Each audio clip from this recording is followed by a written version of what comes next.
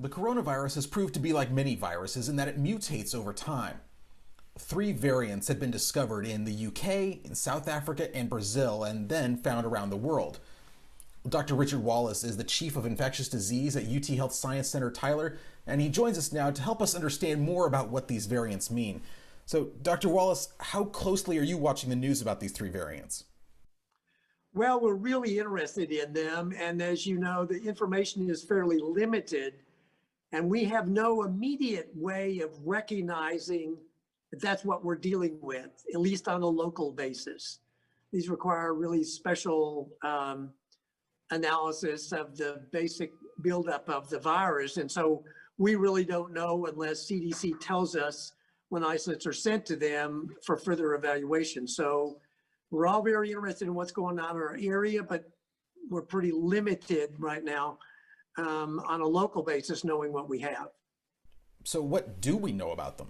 Well, let's say there are 3 clinically known variants, one from UK, one from South Africa, and one from Brazil. And the one from Brazil is the one that's been recognized in the United States.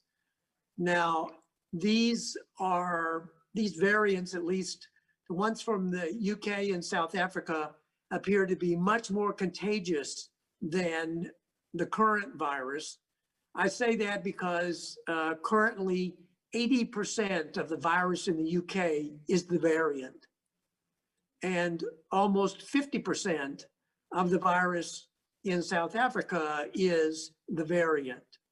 We have much less information about the one from Brazil. We know that it's been present in more than 20 states in the US, but we don't know.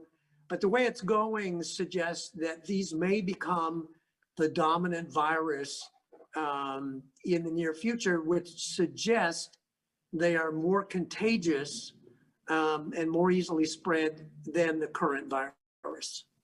Are these variants more of a threat than the coronavirus we're used to? The suggestion from the UK is that these not only are more contagious, but they're potentially associated with more serious disease. Again, we know less about South Africa and less about Brazil, but it makes us significantly concerned, especially about trying to limit transmission. What do you make of the reports that our vaccines aren't as effective against these new variants? The activity of the current vaccine is fabulous when you consider influenza, which is the one that we usually know is about 50% effective, and we consider that a good vaccine. So even if it drops to perhaps 85%, which is, Dr. Fauci has suggested that, that's still a lot of protection in terms of preventing serious disease. On the other hand, these mutations, this change in the genetic material, can affect how aggressive they are, how easily they're spread, what kind of side effects the patients may have, and obviously the mortality. All of those are unknown. The speed with which these variants appeared is a little disconcerting. We know that the vaccine, for example, is directed specifically at the specific virus, has little spikes on the outside of it, and the vaccine is against the spike protein, little outside of that. If that were to change, for example, the vaccine might not work at all. Now, if the changes are relatively minor, and thus far they appear to be, or don't involve this spike protein at all, then the risk is very small. Now, the vaccine is somewhat different. In the past, the vaccine has included activity against a number of different sites on the virus. This one is specific for these little spikes, which are presumably important for attachment. And so a mutation in that area would be of much concern.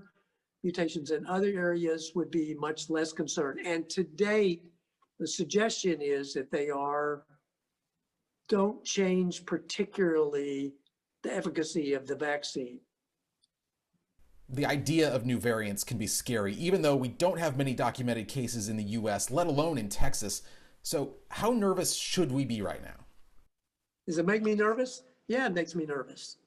I mean, um, they should know that changes in genetic material are true for every living organism. It's how they change as the environment around them changes, so they can better adapt.